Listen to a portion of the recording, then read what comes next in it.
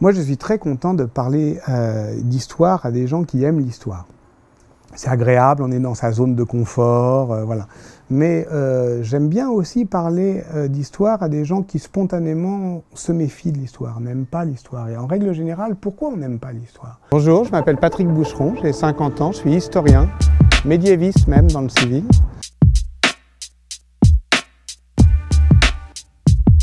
Parce qu'on considère que ça nous encombre, ça nous leste, ça nous attriste.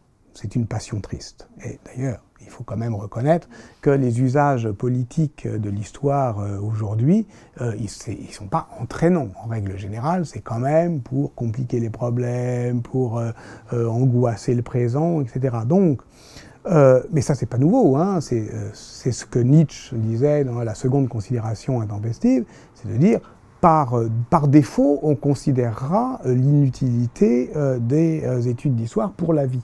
Pour la vie. C'est pour ça que je reprends dans la phrase que vous citez, la vie. Donc, je dirais que, moi je trouve que lorsque on s'adresse à des jeunes, on peut partir du principe qu'ils ont raison de considérer que l'histoire complique leur vie, ou l'attriste. C'est à nous de prouver le contraire. Voilà. C'est-à-dire que l'histoire ne part pas d'un a priori favorable. Il faut remonter une pente. Voilà. Et cette pente est la pente des usages historiques de l'histoire. S'adresser à nos vies, ça ne veut pas dire écrire des feel-good books. Hein. C'est pas ça que je veux dire. On n'est pas là ce n'est pas un département de la littérature de bien-être, l'histoire.